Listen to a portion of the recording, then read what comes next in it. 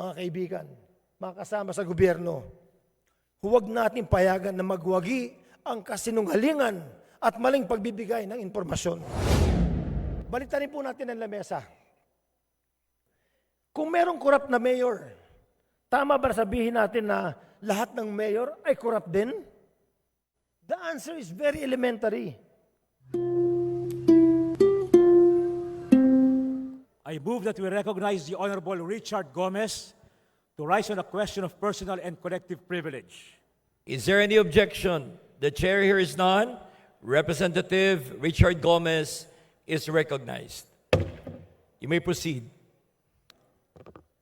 Thank you, Mr. Speaker, my honorable colleagues in Congress. Thank you for this opportunity to defend myself and clarify some facts. To the members of the press who took offense in my social media post, I sincerely apologize. Sensitive information has been removed. I understand that the media endeavored to get my side of the story. I acknowledge your efforts. I'm sorry, and I could have handled it better.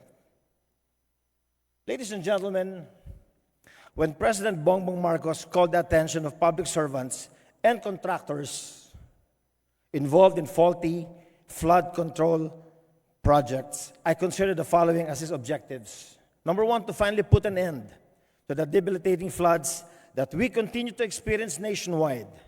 And two, to restore integrity and accountability in public service. I could not agree more with the President that we as a nation have suffered enough due to the rampant floods and that the time to fix this is long overdue. Sadly, my friends, the floods we experienced in the past 2 weeks are expected to remain or recur according to Pag-asa's latest forecast. Now, while fixing our flooding issue needs to be top priority for government today, Mayor Bernie Tacoy of Matagob, Leyte exploits this vital topic by sensationalizing false information to the media. Now, let me clarify the facts. In an interview with RMN Tacloban, Mayor Tacoy complained that the Matagob flood control project was destroyed due to substandard materials, much as he admitted that the project was still ongoing and unfinished. This fact somehow got lost in translation as articles and posts were written on the same subject. To set the facts straight, we asked the DPWH, 4th District of Leyte, and they clarified that the reason why the flood control wall was damaged is because the project is still ongoing. Hindi pa po tapos.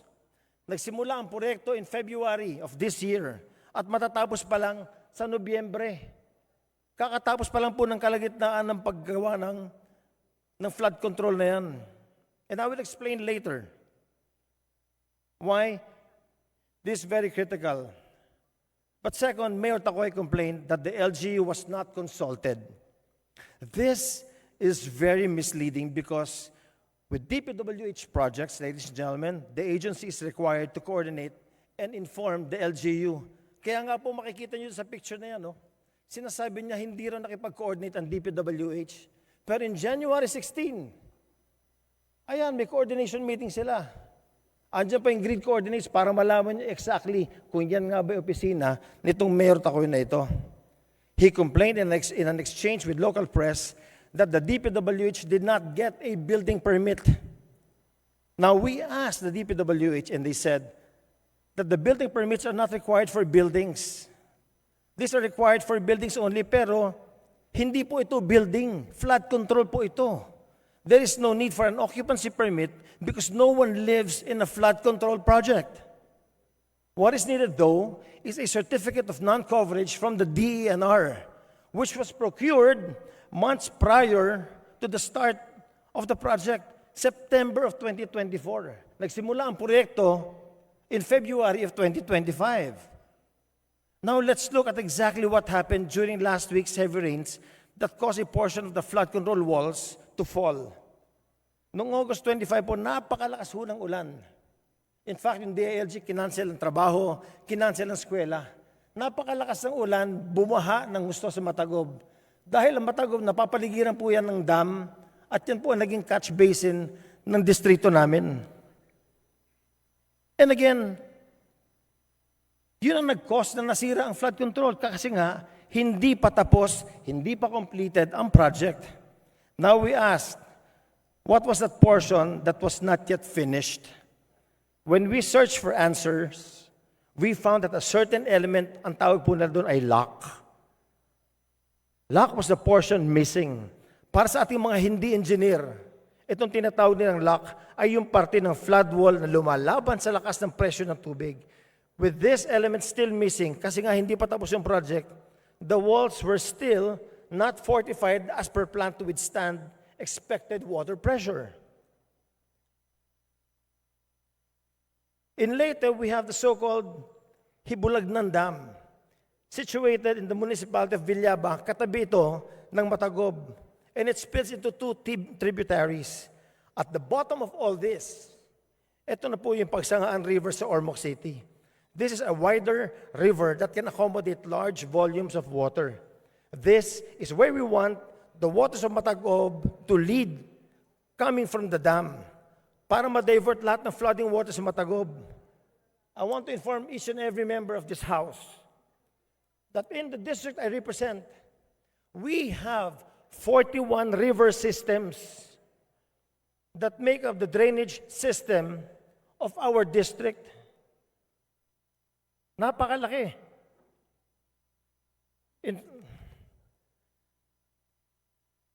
Now, a visit of the actual project is in question.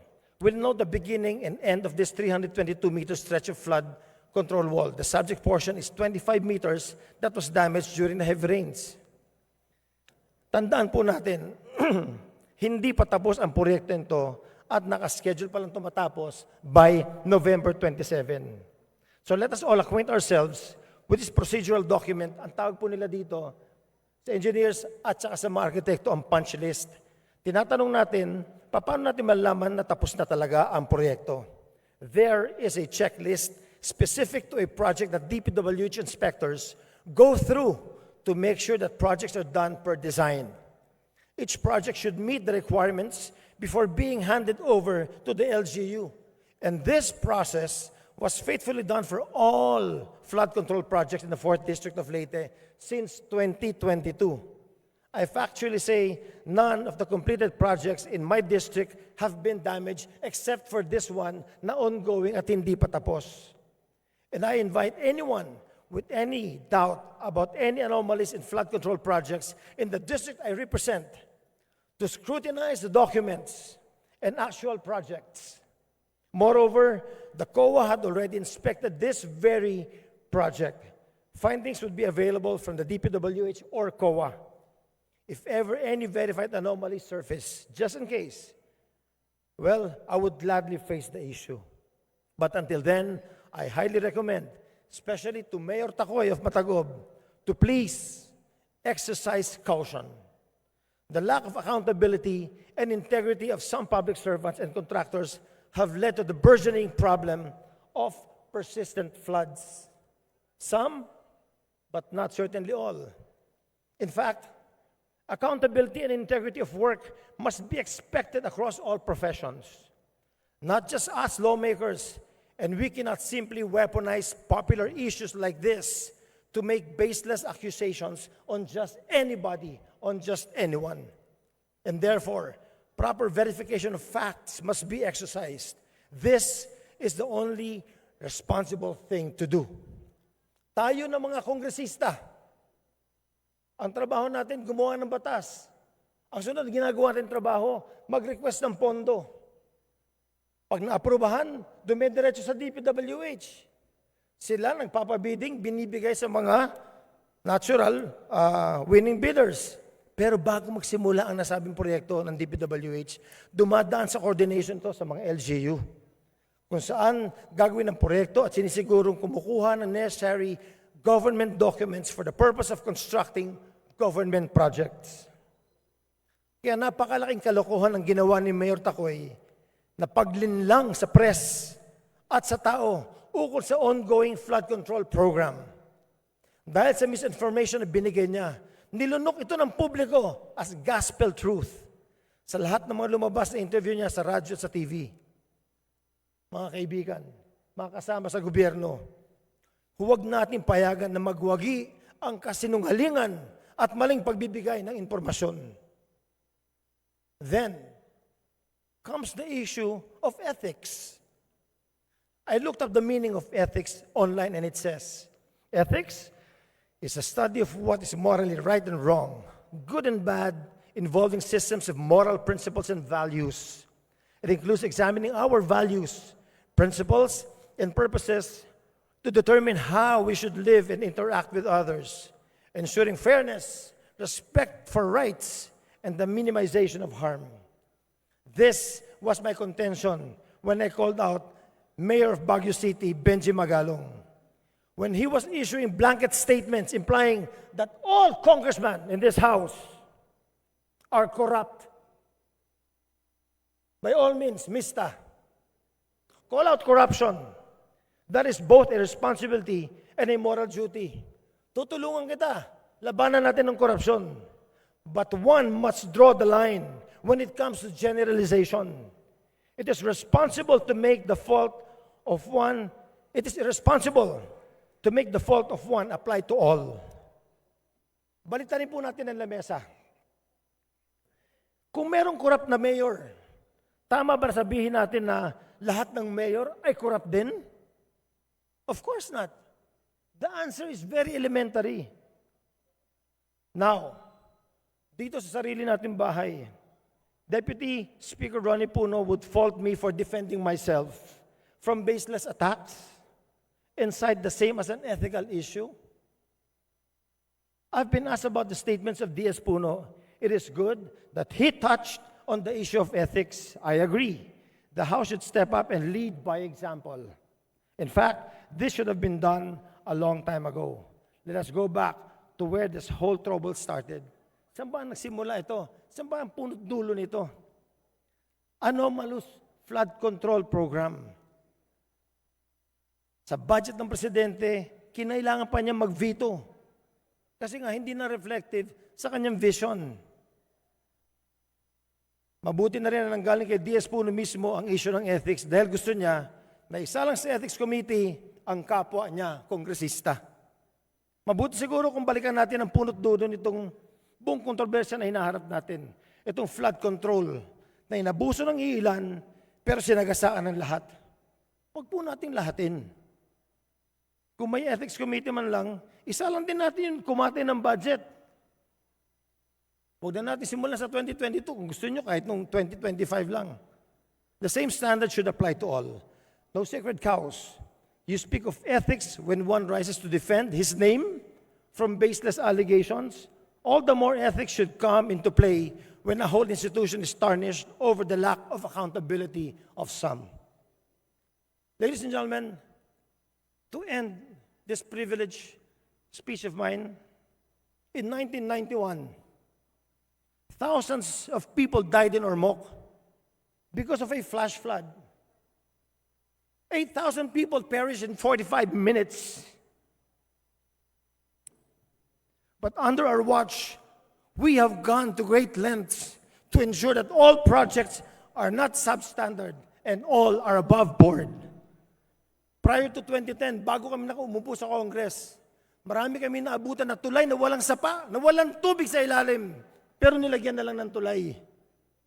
Dear colleagues, no less than the President of the Philippines has called out and exposed the issue on flood control. Alam naman natin, sa puso at isip natin ang punot dulo ng lahat ng ito.